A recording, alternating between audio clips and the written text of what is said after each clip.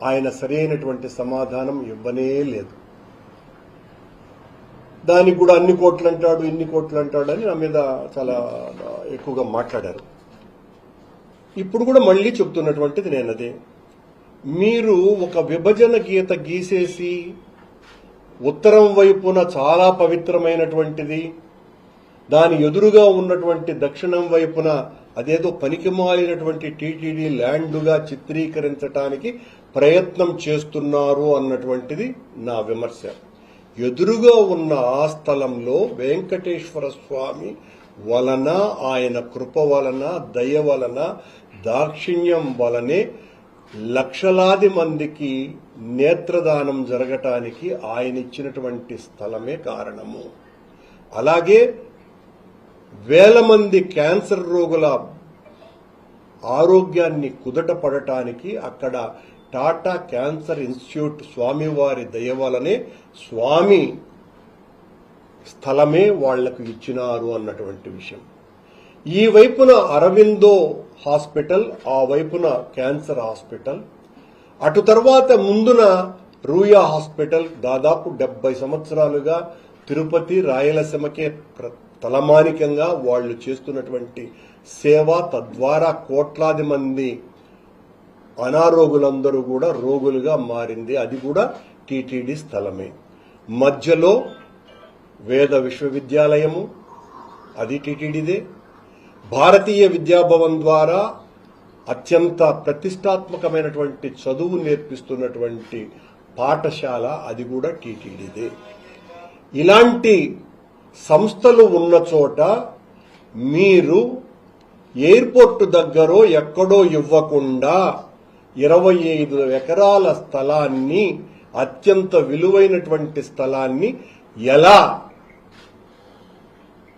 ఆ ఒబరాయ్ హోటల్ వాళ్లకు ఇవ్వటానికి టూరిజం వాళ్లకు ఎందుకు ఇస్తున్నారు అన్నటువంటి ప్రశ్నకు ఆయన ఒక్క సమాధానం కూడా చెప్పలా. అదే కాకుండా ఆ రోజున నేను ఎత్తినటువంటి ప్రశ్న, అంతే కూడా కాదండి, ఆ 20 ఎకరాలే కాదు సుమా, మీరు చెబుతున్నటువంటి ఆ ఉత్తరం వైపునే ఇప్పటికీ కూడా టూరిజం వాళ్లకు సంబంధించిన ప్రాంతీయ కార్యాలయం ఉంది.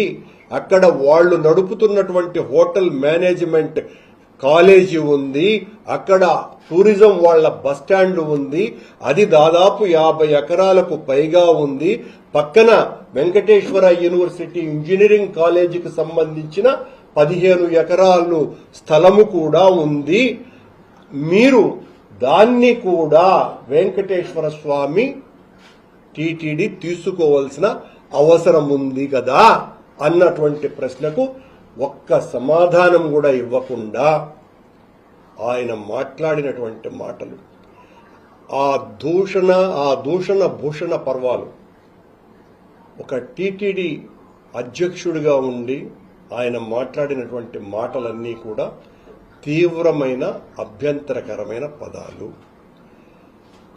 ఈరోజు అందరూ అనుకుంటున్నటువంటి మాట ఏంటంటే, ప్రపంచంలోనే అత్యంత ప్రతిష్టాత్మకమైన టీటీడీ పాలక మండలికి అధ్యక్షుడిగా అవ్వటం బిఆర్ నాయుడు గారు ఆయన చేసుకున్న అదృష్టం. ఆయన చైర్మన్ అవ్వటం కోట్లాది మంది హిందువుల యొక్క దురదృష్టం. ఇలాంటి వ్యక్తి చైర్మన్ గా ఉండటము అన్నది.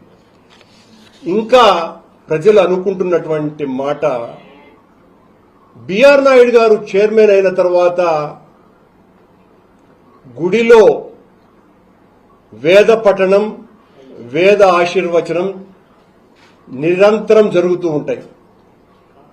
ఈ అదనంగా ఈరోజు కొండకు పోయేటువంటి భక్తులకు గుడి లోపల వేద పఠనం, వేద ఆశీర్వచనం తీసుకోవచ్చు. గుడి బయట టీటీడీ పాలక మండలి అధ్యక్షుడి యొక్క బూతు పంచాంగం కూడా వినవచ్చు. అది బోనస్ వచ్చేటువంటి భక్తులకు అని అందరూ కూడా అనుకుంటున్నటువంటి విషయం. బిఆర్ నాయుడు గారు ఈ చిల్లర చౌకబారు తనం వల్లనే తిరుమల యొక్క పవిత్రత వివాదాస్పదమవుతున్నది. ఆయన ఎంతసేపు మా మీద, జగన్మోహన్ రెడ్డి గారి మీద, సాక్షి మీద, నా మీద మేము రాజకీయం చేస్తున్నాం, వెంకటేశ్వర స్వామి దాడి చేస్తున్నాం అన్నటువంటి పిక్చర్ ఇస్తున్నారు. మేము హైందవ ధర్మ పరిరక్షణ కోసమని మీరు అధ్యక్షుడిగా చేస్తున్నటువంటి అరాచకాల మీద చంద్రబాబు గారి ప్రభుత్వంలో ఈ స్వామి యొక్క పవిత్రత మంటగలవటం మీద మాత్రమే మేము మాట్లాడుతున్నది. మిమ్మల్ని మేము సంస్కరించుకోండి అని చెబితే మీరేదో స్వామి మీద దాడి చేస్తున్నారు ఈ కీచకులంతా అన్నట్టుగా మాట్లాడుతున్నారు. ఒక్క ప్రశ్నకు మీరు సమాధానం ఇవ్వరు. కానీ మీరు మా మీద నిరంతరం వ్యక్తిగత దూషణలకు దిగి, మీకు ఒక ఉదాహరణ కూడా ఏంటంటే నాయుడు గారు, ప్రత్యర్థిగా ఉన్నటువంటి మా మీద మీరు మాట్లాడటం బాగానే ఉన్నది, మీరు మాతో వదలటంలే. టీటీడీ ఉన్నతాధికారులు ఇతర సిబ్బందితోనూ కూడా మీరు చాలా అగౌరవంగా వ్యవహరిస్తున్నారు అన్నటువంటి విషయం కూడా అందరికీ తెలుసు. మీతో ఉన్నతాధికారులు అందరూ కూడా విభేదిస్తున్న సంగతి కూడా అందరికీ తెలుసు. బహుశా బిఆర్ నాయుడు గారి కాలం అధ్యక్షునిగా టీటీడీ చరిత్రలోనే చీకటి కాలం. ఇది చీకటి యుగం. నాయుడు గారి నేతృత్వంలోని పాలక మండలి హిందువుల మనోభావాలకు వ్యతిరేకంగా తీసుకుంటున్నటువంటి నిర్ణయాల మీదనే మా పోరాటం. దీనికి సమాధానం ఇవ్వలేకపోతే మౌనంగా ఉండాలా. మౌనంగా ఉంటే ఆయనకు చాలా గౌరవంగా ఉండేది. కానీ అలా కాకుండా మా ప్రశ్నలకు ఆయన సమాధానం బూతులు. ఆయన ఎంచుకున్నటువంటి మార్గం వీళ్లకేంద్ర సమాధానాలు చెప్పేది అని మా మీద బూతులు మాట్లాడడం నిరంతరాయంగా చేస్తున్నారు.